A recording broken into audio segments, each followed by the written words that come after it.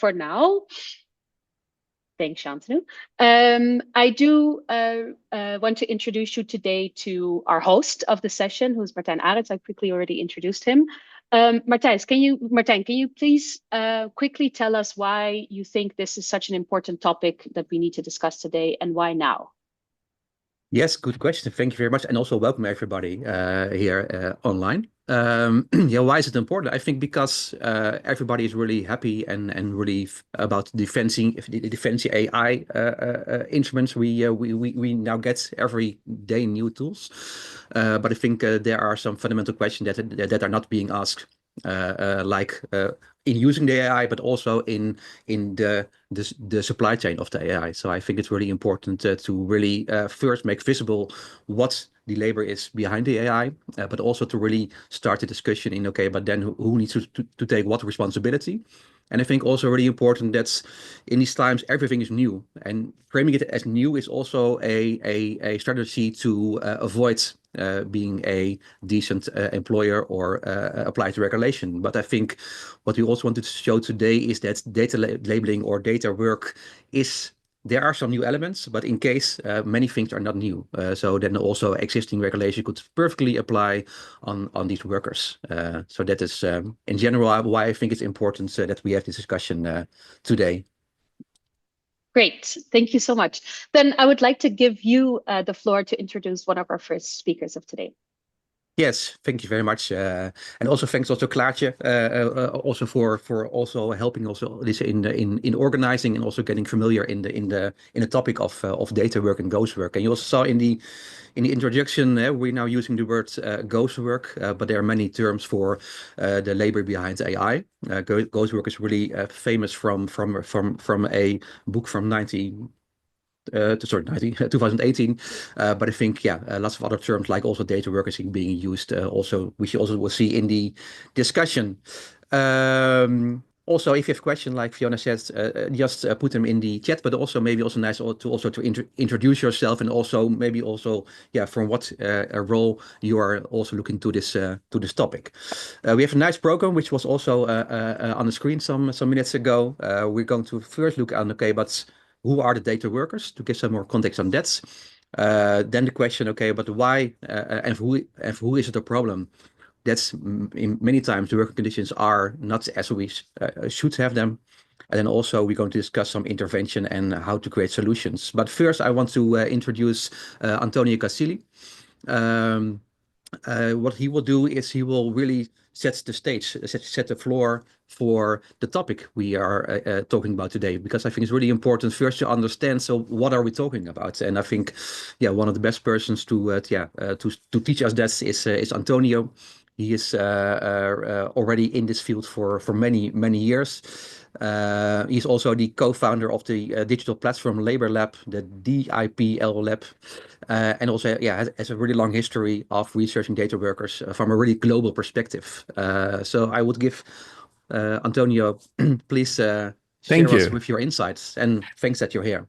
Thank you very much. Thank you for insisting on the fact that I've been doing this for many years, which does not make me very young, but you will see that with age comes experience and comes the fact that I can at least entertain you for a few minutes with, if I manage to find my presentation, which I've lost now, with, I was saying, the result of the surveys that my colleagues and my colleagues are in the DIPLab research group, research team. We've been basically exploring how AI is made. Okay, now I'm ready to share the slides, most likely. And to answer the following question, where does AI come from? You will see that there's a link with data workers, which is the first term in our subtitle. First of all, we have to define what data workers do. The very name is pretty self-explanatory. These are workers who produce data, but what do they do? To data, with data. We, meaning my colleagues and I at the Deep Lab, have a framework to understand data work, and this framework is also called the PVI model. PVI stands for preparation, validation, and impersonation. And these are the three main tasks that are bestowed on the data workers by AI companies and a bunch of subcontractors that I will tell you about in a minute. Because if we say that somebody is working the data or producing data, it can mean several things. The first is AI preparation. In this category fall the general tasks that we call data training or data labeling, but there's more to that. There's also a lot of data generation. One has to produce the text, the images, the videos that are subsequently labeled and then are fed to the AI models. And then when the model is operational, then this is the moment where workers are recruited to do another set of tasks that are called AI validation. And validation basically means checking that the AI is working properly. This is usually where moderation comes handy because one has to moderate the results of an AI, whether it is, I don't know, a generative AI or, I don't know, a news feed on a social media. And this is also the moment where a lot of maintenance goes into AI production. And also where sometimes we as users are involved in in improving AI. Think about, I don't know, the many times that ChatGPT asks for you a thumb up or thumb down, a certain result. And then there is a third task that is called impersonation. I will tell you in a minute with examples about those, because this seems pretty abstract. Let's talk about AI preparation. The first example I want to share with you is taking from our fieldwork and our research conducted in Brazil in 2023. Among the many people that we interviewed, there was a woman who was paid to do AI preparation, and her own brand of preparation was, well, pretty gruesome in some cases. She was paid to take and annotate pictures of dogs' excrements because she was actually training a specific type of AI that is the one that regulates robot vacuum cleaners. You know that robot vacuum cleaners have to avoid some obstacles, and these obstacles sometimes can be pets' excrements. So she was paid to do the dirty job of taking pictures of this kind and then uploading to a database. Yes. So what does it mean in terms of supply chain? It means that we do have a company that is producing these robots, these robot vacuum cleaners. This company is based in the US. This company recruits workers in Brazil, and workers in Brazil produce data and send the data to the US. Now, it seems pretty straightforward, but it gets more complicated if we move to AI verification. AI verification is, again, the moment where the AI is already on the market. It's not a prototype. It's not training anymore. I mean, or it's training, but it's always training, one might say. And some of this training involves checking that the AI is working correctly. For instance, this person that we interviewed back in 2019 in France received hundreds of snippets of conversations that users of smart speakers would have with their favorite Alexa or Cortana. In this case, it was Cortana. So this person was paid very little to listen to snippets of conversation and check that Cortana had transcribed it correctly. It seems a very, well, straightforward activity, but it can get very repetitive and extremely difficult to follow because you receive a lot of stimuli and over a short period of time. And it gets even more complicated if we look at the supply chain, because this means that basically we do have a company that is based in the US. This is Microsoft. Microsoft subcontracts to a Chinese platforms the recruitment of these data workers. The Chinese platform subcontracts to a Japanese one, and the Japanese platform subcontracts to a Spanish one, which eventually recruits people in France. The people in France produce the data and they send it back to the US. So we made a world tour to produce, well, a subpar technology.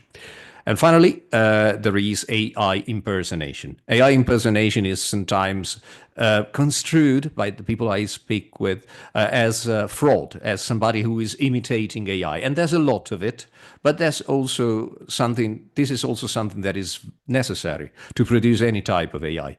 Eventually, you will have to imitate an AI to check, for instance, if it works or what are the reactions by the people. Now, in the case study that I will present you very quickly now, it is actually a case of fraud. It's a company that produces, allegedly, smart surveillance cameras deployed in European supermarkets.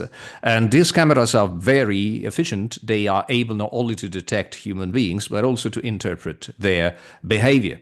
And now I will show you the very complex algorithm that underlies this AI solution.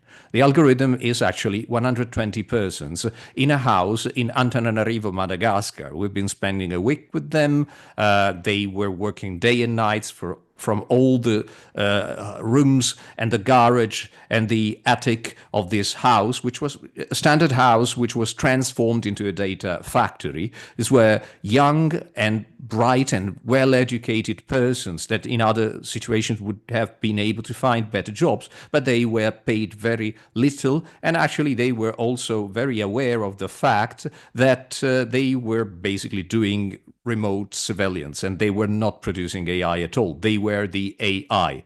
And when it comes to how little they are paid, well, in the case of Madagascar, they allegedly were paid around 90-100 euros, or the equivalent in the local currency, or 90-100 euros, which, to be frank, is not enough to survive in a big city like Antananarivo, Madagascar, the capital city.